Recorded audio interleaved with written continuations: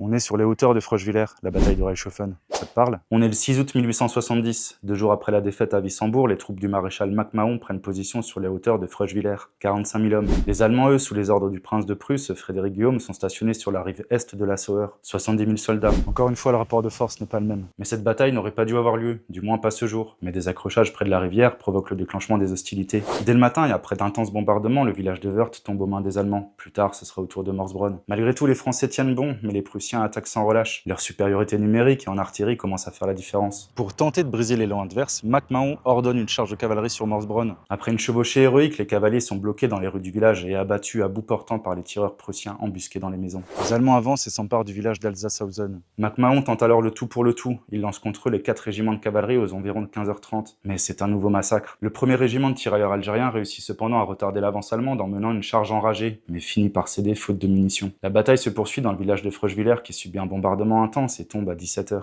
C'est fini, les Français doivent se replier. C'est un désastre pour l'armée française, 10 000 morts au total. Pareil chez les adversaires qui peuvent maintenant se diriger vers Strasbourg. Cette bataille, c'est celle d'un sacrifice, d'un combat inégal, et d'un moment où le destin de l'Alsace a basculé à jamais.